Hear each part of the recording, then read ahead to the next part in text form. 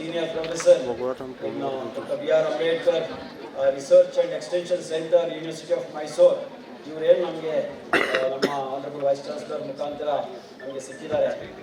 ಅದರ ಜೊತೆಗೆ ನಮ್ಮ ಆನರಬಲ್ ರಿಜಿಸ್ಟ್ರಾರ್ ಮತ್ತು all the officers Helm of affairs ಸಹಕಾರದೊಂದಿಗೆ ಅದರ ಜೊತೆಗೆ ಡಾಕ್ಟರ್ ಸಬೀರ್ ಅಹಮದ್ ಮುಲ್ಲಾ ಅವರು ನಮಗೆ ವಿಶ್ವವಿದ್ಯಾಲಯಕ್ಕೆ ಏನು ಹೊಸ ಕ್ಯಾಂಪಸ್ಸಲ್ಲಿ ಹಾಸ್ಟೆಲ್ಗಳನ್ನು ಸ್ಯಾಂಕ್ಷನ್ ಮಾಡೋದಕ್ಕೆ ಅಲ್ಲಿಂದ ಹಿಡಿದುಬಿಟ್ಟು ಸ್ವಲ್ಪ ಬೇರೆಯವ್ರನ್ನ ಗೊತ್ತಾದರೆ ಮಲತಾಯಿ ಧೋರಣೆ ಅಂತ ಅನಿಸ್ಬೋದು. ಬಟ್ ಅವ್ರು ನಿಜವಾಗಿ ಇಲ್ಲಿಯೇ ಭಾಗ ಏನು ಉತ್ತರ ಕರ್ನಾಟಕಕ್ಕೆ ನ್ಯಾಯ ಒದಗಿಸಬೇಕು ಅಂತ ಹೇಳಿಬಿಟ್ಟು ದೊಡ್ಡ ಮಟ್ಟಕ್ಕೆ ಕೆಲವೇ ಕ್ಷಣಗಳಲ್ಲಿ ಪ್ರಾರಂಭವಾಗಲಿದೆ.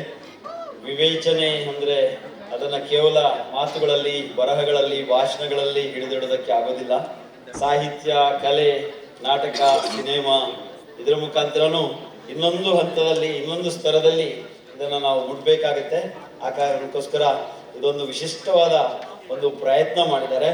ನಮ್ಮದೇ ವಿಶ್ವವಿದ್ಯಾಲಯದ ವಿದ್ಯಾರ್ಥಿ ಬಳಗ, ಕೋಟಿಗಾಣಹಳ್ಳಿ ರಾಮಯ್ಯ ಅವರ ಶ್ರೇಷ್ಠ ನಾಡಿನ ತುಂಬ ಶ್ರೇಷ್ಠ ವಿದ್ವಾಂಸರು, ಬರಹಗಾರರು, ನಾಟಕಕಾರರು, ಅವರ ಜೊತೆಗೆ ನಮ್ಮ ಕರ್ನಾಟಕ ಸಾಹಿತ್ಯ ಅಕಾಡೆಮಿಯ ಬಾಬಾ ಸಾಹೇಬ್ ಅಂಬೇಡ್ಕರ್ ಅವರ ಕರ್ನಾಟಕ ಸಾಹಿತ್ಯ ಅಕಾಡೆಮಿಯ ಸದಸ್ಯರಾದ ಬಾಬಾ ಸಾಹೇಬ್ ಕಾಂಬ್ಳೆ ಅವರು ನಿರ್ದೇಶನ ಮಾಡಿದ್ದು.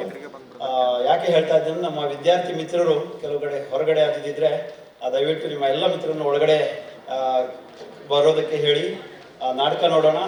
ನಾಟಕ ನೋಡಿದ ಮೇಲೆ ನಮ್ಮ ಮೈಸೂರು ವಿಶ್ವವಿದ್ಯಾಲಯದ ಡಾಕ್ಟರ್ B.R. ಅಂಬೇಡ್ಕರ್ ಅವರ ಏನು ನಮ್ಮದು doctor B.R. Ambedkar research and extension ಸೆಂಟರ್ನವರು ಮಾಡಿದಂತಹ ಒಂದು ಡಾಕ್ಯುಮೆಂಟರಿ ಫಿಲ್ಮ್ ಕರ್ನಾಟಕದಲ್ಲಿ ಬಾಬಾ ಸಾಹೇಬರ ಹೆಜ್ಜೆ ಗುರುತುಗಳು ಅದು ಸಾಕ್ಷ್ಯಚಿತ್ರ ನೋಡೋದಿದೆ. ಎಲ್ಲ ತನಕ ಅಲ್ಲಿ ತನಕ ನಾವು ನಿಂತಾಗ ನಮ್ಮ ಜೊತೆ ಇವತ್ತು ಸಂಜೆ ಊಟ ಮಾಡಿ ನಾವು ಹೋಗಬೇಕು, ಊಟದ ವ್ಯವಸ್ಥೆ ಇದೆ. ಅದಕ್ಕೋಸ್ಕರ ಆಯೋಜಕರ ಪರವಾಗಿ ತುಂಬ ಪ್ರೀತಿಯಿಂದ ಕೇಳ್ಕೊತಾ ಇದ್ದೀವಿ.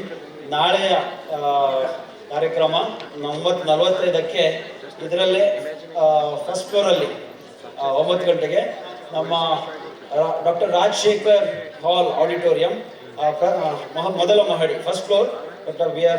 ಇದು ರಾಜಶೇಖರ್ ಆಡಿಟೋರಿಯಂ ಅಲ್ಲಿ ನಡೆಯಲಿದೆ. ಇದೇ ಹಾಲ್, ಇದೇ ಸಂಕೀರ್ಣಗಳು. Thank you.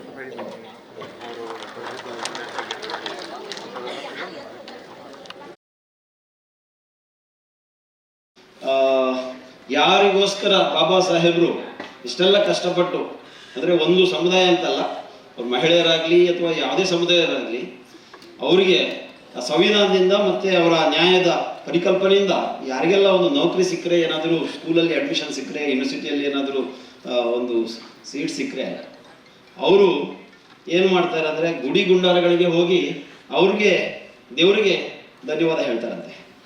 ಅದೇ ರೀತಿ ಯಾರಿಗೆ ಸಿಕ್ಕಿಲ್ಲ ಅವರು ಬಾಬಾ ಸಾಹೇಬರಿಗೆ ಬೈತಾರಂತೆ. ಆದರೆ ಈ ಕಾರ್ಯಕ್ರಮ 2 ದಿವಸದ್ದು ಇಷ್ಟು ಸುಂದರವಾಗಿ ಆಗಬೇಕಾದ್ರೆ ಯಾವುದೋ ವ್ಯಕ್ತಿಯಲ್ಲಿ ಆ ಗಟ್ಟಿತನ ಇದ್ದಿಲ್ಲ ಅಂದರೆ ನಾವು ಈ ಥರ ರೀಸನ್, ರ್ಯಾಷನಾಲಿಟಿ ಮತ್ತು ರಿಪಬ್ಲಿಕ್ ಅಂತ ಯಾರಾದ್ರೂ ಹೆಸರು ಕೊಟ್ಟಿದ್ರೆ ನಗ್ತಾ ಇದ್ರು. ಆದರೆ ಇವತ್ತು ಪ್ರತಿಯೊಬ್ಬರು ಆ ಡೈಮೆನ್ಷನ್ ಇಷ್ಟಪಡ್ತಾರೆ. ಅಲ್ಲಿಂದ ಹಿಡಿದುಬಿಟ್ಟು ನಮ್ಮೆಲ್ಲರಿಗೆ ಇಲ್ಲಿ ಒಂದು ಒಟ್ಟು ಸೇರಿ ಈ ಥರ ಒಂದು ಸಂಭ್ರಮದಿಂದ ಘಟಿಕೋತ್ಸವ ಥರ ಸ್ಟ್ರಾಟಜಿ 100 ಮಾಡ್ಬೋದು, ಹೇಗೆ ಕೆಲಸ ತಗೋಬೇಕಂದ್ರೆ. ಆದರೆ ಆ ಒಳಗಿನ ಆ ಪ್ರೀತಿ ಇಲ್ದಿದ್ರೆ, ಸಮರ್ಪಣಾ ಭಾವನೆ ಇಲ್ದಿದ್ರೆ, ಆ ವ್ಯಕ್ತಿ ಮೇಲೆ ಗೌರವ ಇಲ್ದಿದ್ರೆ ಈ ಥರ ಸಾಧ್ಯ ಆಗ್ತದಿಂದ.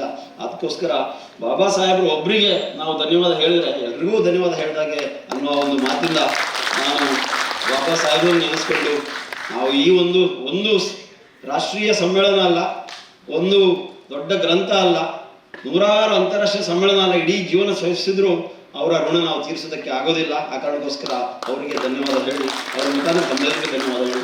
ನಮಸ್ಕಾರ.